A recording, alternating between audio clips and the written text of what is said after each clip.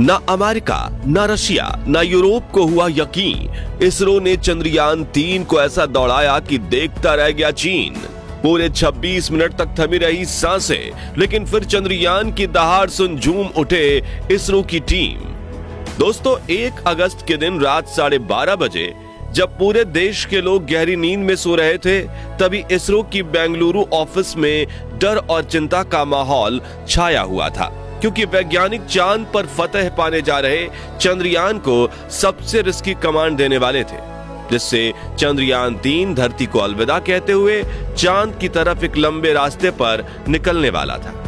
लेकिन 40,000 किलोमीटर प्रति घंटे की रफ्तार पर इस यान का एक एंगल बदलकर इसे धरती की गुरुत्वाकर्षण सीमा से बाहर फेंकना उतना भी ज्यादा आसान नहीं था। लेकिन कमांड सेंटर से मिले कमांड्स को फॉलो करते हुए चंद्रयान 3 ने अपने मिशन के इस पड़ाव में सफलता प्राप्त कर ली। अब इसरो ने ये खेल कब और कैसे खेला, ये तो हम आपको बताएंगे ही, साथ ही आपको मिशन से जुड़े उस संकट के बारे में भी बताएंगे जिसका सामना करने के लिए वैज्ञानिक दिन रात जागकर प्लानिंग कर रहे हैं। तो इस इंपॉर्टेंट वीडियो को अंत तक जरूर देखिएगा। दोस्तों, 31 जुलाई शाम 8 बजे से लेकर इसरो की telemetry tracking and command network के वैज्ञानिक चंद्रयान 3 पर अपनी नजर गड़ाए बैठे थे, क्योंकि उसी रात 12 से 1 बजे के बीच मिशन की वो घड़ी आने वाली थी जिसका हम सभी बेसब्री से इंतजार कर रहे थे। जी हां, 1 अगस्त की रात को धरती का 5वां चक्कर पूरा करते हुए चंद्रयान 3 जब अपनी कक्षा से पेरिजी पॉइंट पर पहुंचा, तब इसरो के वैज्ञानिकों ने पूरे 26 मिनट तक इसके इंटीग्रेटेड मॉड्यूल के इंजन को ऑन किया, जिससे चंद्रयान 3 ने धरती की कक्षा को छोड़कर चांद की तरफ जाने वाली लूनर ट्रांसफर ट्रेजेक्ट्री पकड़ ली।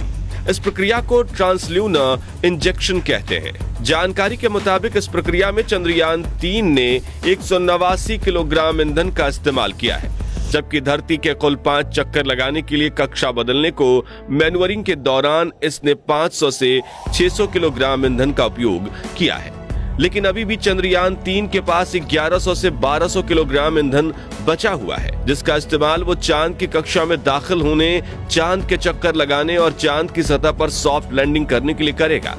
इस वक्त यह स्पेसक्राफ्ट 288 किलोमीटर इंटू 3,69,328 किलोमीटर की ऑर्बिट में एक सीधी रेखा में दहाड़ मारते हुए चांद की तरफ बढ़ रहा है। मिशन के अगले पड़ाव को लेकर इसरो ने बताया कि अब इस मिशन का अगला पड़ाव चांद है, यानी कि अब चंद्रयान 3 चांद तक अपने आप चलता रहेगा और इसे चांद की कक्षा में दाखिल करवाने के लिए 5 अगस्त के दिन इसरो के वैज्ञानिक स्पेसक्राफ्ट की कमान अपने हाथ में लेंगे। लेकिन इस मिशन को लेकर एक बड़ी खबर ये निकल कर आ रही है कि चंद्रयान 3 की रफ्तार को लेकर इसरो के वैज्ञानिक टेंशन में है, क्योंकि चंद्रयान 3 पर एक बड़ा खतरा मंडरा रहा है। साथियों, इस वक्त चंद्रयान 3 पृथ्वी से चंद्रमा की तरफ जाने वाले लंबे गैलेक्टिक हाईवे पर 38,520 किलोमीटर प्रति घंटे की रफ्तार से आगे बढ़ रहा है। लेकिन चांद की कक्षा में पहुंचने के लिए चंद्रयान 3 को अपनी रफ्तार को कम करके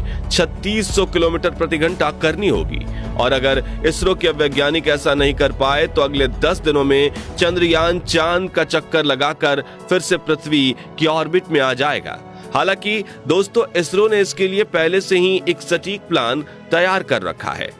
जिसके मुताबिक चांद की कक्षा के पास पहुंचकर इसकी रफ्तार को कम करने के लिए इसके इंजन को विपरीत दिशा में चलाया जाएगा। उसे 180 डिग्री घुमाव देकर उल्टी दिशा में फोर्स लगाया जाएगा ताकि उसकी गति कम हो सके। इस प्रक्रिया को डी-बूस्टिंग कहा जाता है। इस प्रक्रिया से चंद्रयान 3 की रफ्तार को 10.3 किलोमीटर प्रति सेकंड से घटाकर 1 से 2.38 किलोमीटर प्रति सेकंड के बीच लाया जाएगा। जानकारी के लिए बता दें कि पृथ्वी की कक्षा में चंद्रयान की रफ्तार 1 किलोमीटर प्रति सेकंड से 10.3 किलोमीटर प्रति सेकंड के बीच रही थी। यानी कि जब चंद्रयान 3 अपनी कक्षा में पृथ्वी के सबसे नजदीक यानी पेरिजी पॉइंट पर आता है, तब उसकी गति 37,080 किलोमीटर प्रति घंटा रहती थी।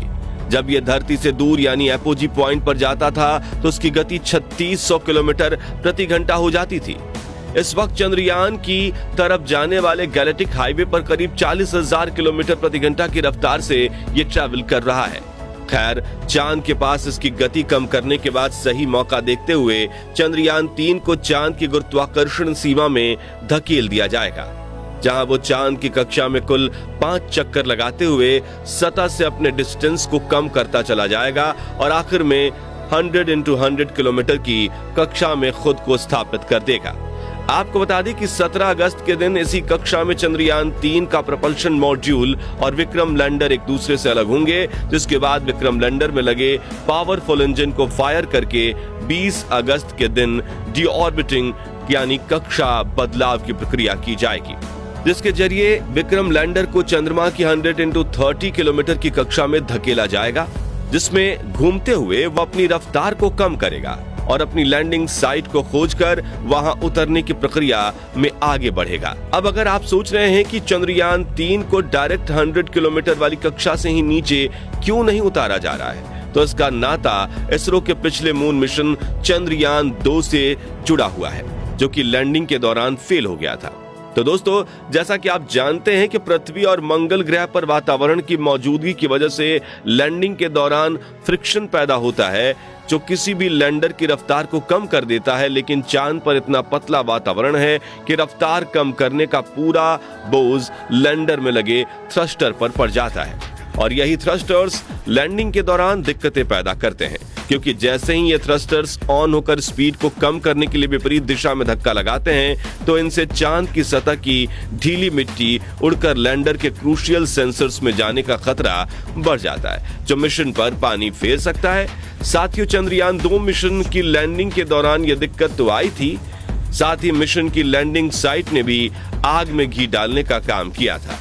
जैसा कि आप जानते हैं कि चंद्रयान 2 को चांद के साउथ पोल में लैंड कराया जाना था, जहां काफी बड़े पहाड़ और गड्ढे मौजूद थे। ऐसे में एक सही लैंडिंग साइट चुनकर वहां स्पेसक्राफ्ट को लैंड करवाना काफी मुश्किल होता है। वहीं जैसा कि आप जानते हैं कि चांद को अपना एक रोटेशन पूरा करने में 28 दिन लगते हैं, जिससे 2 हफ्तों तक सूरज की तरफ वाले हिस्से का तापमान 120 डिग्री सेल्सियस और दूसरी तरफ अंधेरे वाले हिस्से का तापमान -230 डिग्री सेल्सियस तक पहुंच जाता है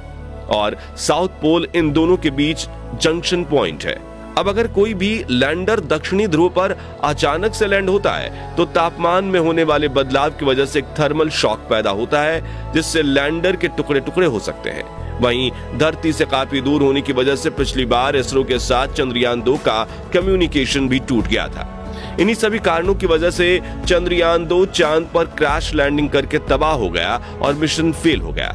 लेकिन इस बार चंद्रयान 3 के लैंडिंग फेल होने के चांसेस ना के बराबर हैं, क्योंकि सॉफ्ट लैंडिंग की समस्या के समाधान के लिए इसमें इसरो ने चांद के दक्षिणी ध्रुव के पास एक ऐसी जगह ढूंढ निकाली है जहां ना तो अचानक से तापमान बदलाव आते हैं और ना ही बड़े बड़े क्रेटर्स और पहाड़ मौजूद हैं। इसके अलावा इसरो ने चंद्रयान 3 को चांद तक पहुंचाने के लिए अंडाकार कक्षा चुनकर काफी ईंधन बचा लिया है, जिसका इस्तेमाल लैंडिंग के दौरान थ्रस्टर्स का इस्तेमाल करके लैंडर की रफ्तार को कम करने के लिए किया जाएगा, जिससे यह अचानक से चांद की सतह से नहीं टकराएगा और क्रैश लैंडिंग नहीं होगी।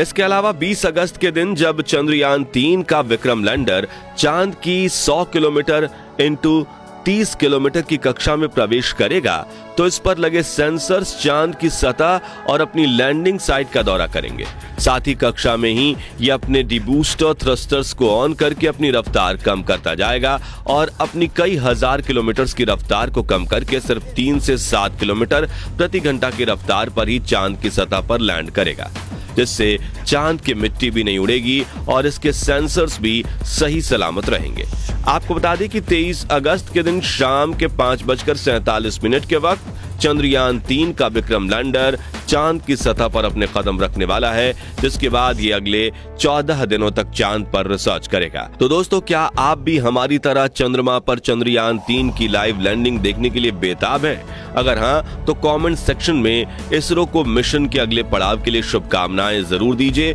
और वीडियो पसंद आया हो तो जल्दी से इसे लाइक और शेयर करने के साथ चंद्रयान से जुड़े मिशन के ऐसे ही खास अपडेट्स के लिए हमारे चैनल को सब्सक्राइब करके पास वाली घंटी जरूर बजा दीजिए। धन्यवाद।